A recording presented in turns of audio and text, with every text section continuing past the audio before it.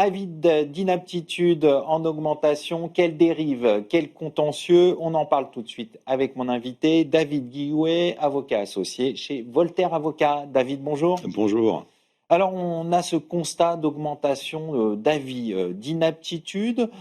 Comment vous expliquez ça, cette tendance dans les contentieux du travail, de cette recrudescence d'avis d'inaptitude? Alors, il y a plusieurs raisons. Si on se contente de parler des avis d'inaptitude, c'est qu'il peut y avoir une tentation financière pour le collaborateur qui, arrivant en fin de carrière, s'aperçoit que le montant de l'indemnité de départ à la retraite est non seulement relativement modique, voire infime, et en plus fiscalisé, et qu'une indemnité de licenciement, avec une ancienneté relativement conséquente, peut être infiniment supérieure. Donc il peut y avoir une tentation en fin de carrière, surtout lorsqu'on a bien travaillé et qu'on s'estime reconnaissant, de faire un On se dit qu'on peut petit... avoir un bonus, On se c'est dit que la ça? médecine du travail peut avoir un petit effet magique. Voilà, ce qu'on appelle nous la magie noire du médecin du travail et du corps D'accord. médical. Et donc, c'est comme ça que vous expliquez un peu cette recrudescence d'avis d'inaptitude ou il y a d'autres raisons derrière? Alors, il y a plusieurs. Alors, évidemment, il y a les abus. Il ne faut pas se focaliser uniquement sur les abus. Et forcément, Mhm. en tant qu'avocat d'entreprise, on a plutôt tendance à voir que les abus. Il y a aussi un effet du prolongement de la vie au travail. C'est-à-dire qu'au fur et à Bien mesure que sûr. vous augmentez le temps au travail et la durée effectivement de cotisation, au plus vous vous retrouvez avec des salariés qui sont susceptibles d'être un petit peu usés sur la fin de leur carrière. Après, il ne faut pas non plus se restreindre uniquement aux avis d'inaptitude parce que nous, les sujets peuvent aussi concerner les avis d'aptitude avec réserve. Pourquoi il y a un sujet là-dessus? Alors, il faut savoir que le médecin du travail a la possibilité de forcer la main de l'employeur en préconisant des aménagements de poste, en préconisant des mesures d'adaptation qui parfois peuvent être un petit peu folkloriques. D'accord. On a pu voir par exemple des avis d'aptitude pour des cadres aptes à tout poste sauf ayant des aptitudes décisionnelles par exemple, ou aussi une collaboratrice qui rêvait de rejoindre son conjoint dans le sud de la France et qui avait été déclarée apte à tout poste mais uniquement dans le périmètre géographique qui l'intéressait. D'accord. Voilà. Donc, en effet, ça c'est assez inédit, original. Et sur le plan juridique, c'est quoi le cadre légal de l'avis d'inaptitude? Alors, l'avis d'inaptitude est encadré par les dispositions du Code du travail, comme vous vous en doutez. Ça nécessite une visite devant le médecin du travail. Le médecin du travail doit vérifier un certain nombre de sujets. Est-ce que la fiche entreprise est à jour? Il doit également, évidemment, rencontrer le salarié, échanger avec l'employeur. Et ensuite, il rend un avis d'aptitude qui peut être soit assorti d'une recherche de reclassement, soit, et c'est nouveau depuis un certain nombre d'années, dispenser intégralement l'employeur de toute recherche de reclassement dès lors que l'état de santé du salarié fait obstacle à tout reclassement dans l'emploi. Consécutivement à cela, l'employeur peut soit faire une application, et c'est le cas dans l'immense majorité des cas, de l'avis d'inaptitude, et donc procéder à des recherches de reclassement ou procéder au licenciement du salarié, soit il peut, ou le salarié peut, contester l'avis d'inaptitude devant le conseil de prud'homme. Et là, on arrive dans une procédure qui est parfois un petit peu plus folklorique, compte tenu de ce qu'on peut voir devant nos chers conseillers prud'hommes. Ça donne quoi justement les contentieux devant les prud'hommes? Alors nous, on déconseille aux clients d'y aller pour un certain nombre de raisons. Déjà parce qu'en fait, devant le conseil de prud'homme, on ne peut que contester les éléments d'ordre médicaux, notamment par exemple si le médecin du travail propose des aménagements de poste qui ne sont pas véritablement réalistes.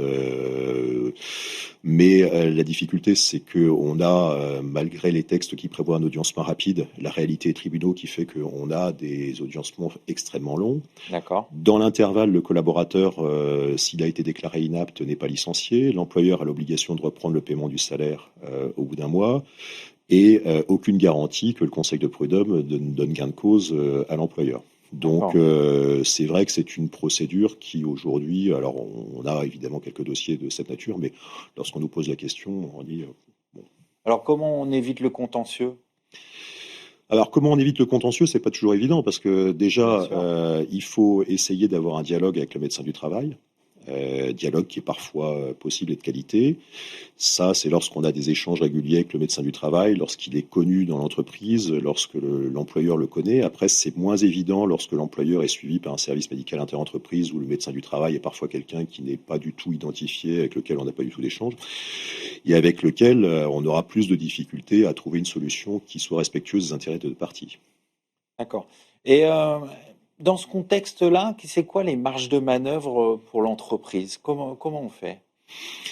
Bah, lorsque vous avez un avis médical, les marges de manœuvre sont assez réduites parce que, en principe, cet avis On est médical, obligé de le voilà, suivre? si vous le contestez pas, vous devez le suivre. Et si vous ne le respectez pas, vous êtes susceptible justement d'être condamné par les juridictions parce qu'en plus, vous avez soit un manquement à la sécurité, soit le cas échéant une discrimination. Donc, vous avez cette obligation de suivre l'avis médical et aussi parfois, parce qu'on n'en a pas véritablement parlé, cet avis médical peut être assorti d'obligations de reclassement. D'accord. Alors ça peut être, entre guillemets, «la double peine»?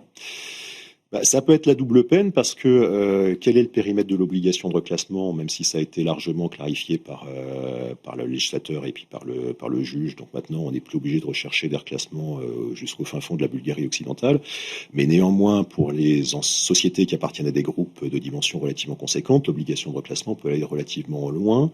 Et c'est parfois une obligation qui est une obligation quasiment impossible à satisfaire parce que même si personne ne nous croit lorsqu'on le plaide devant les tribunaux, le DRH de la filiale de 150 personnes qui appartient à un groupe de 150 000 personnes n'a aucune idée des postes qui sont disponibles dans les autres sociétés du groupe. Oui, et puis souvent il y a une histoire entre l'employeur et ce salarié, et donc on imagine que c'est compliqué après dans la relation même de pouvoir le reclasser.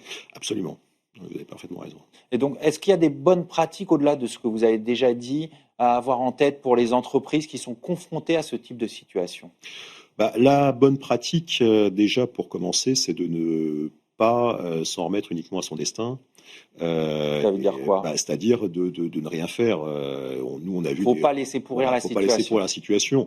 On a vu des employeurs qui ont laissé traîner la situation et qui, à la fin, se sont réveillés. Parce qu'il faut savoir que lorsque l'employeur constate qu'un salarié a été déclaré inapte, il a un mois pour le reclasser ou pour le licencier, et ensuite, il a l'obligation de reprendre le paiement des salaires. D'accord. Donc il faut Voilà. agir promptement pour pas se Il faut retrouver. agir promptement parce que même le fait que le salarié soit toujours arrêté et indemnisé par la sécurité sociale ne fait pas obstacle au fait que l'employeur devra reprendre le paiement du salaire. En fait, c'est une obligation qui a été instaurée il y a de ça maintenant un certain nombre d'années pour obliger justement les entreprises à ne pas laisser traîner la situation.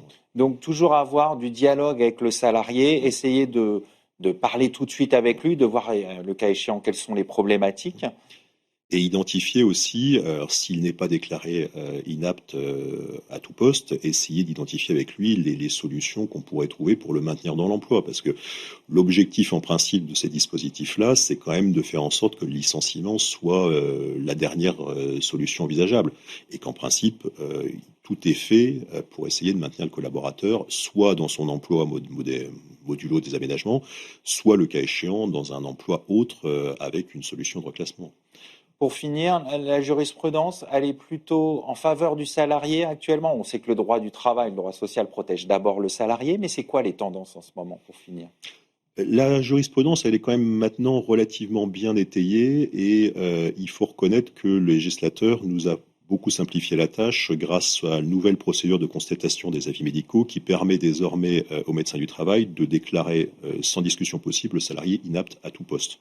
D'accord. Avant, il faut savoir que la jurisprudence nous disait que même si le médecin du travail avait indiqué inapte à tout poste, ça ne faisait pas obstacle à une recherche de reclassement.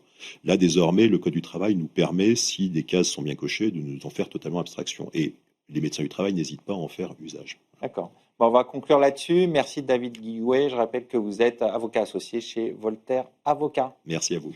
C'est la fin de cette émission. Merci de votre fidélité. Restez curieux et informés. À très bientôt sur Be Smart for Change.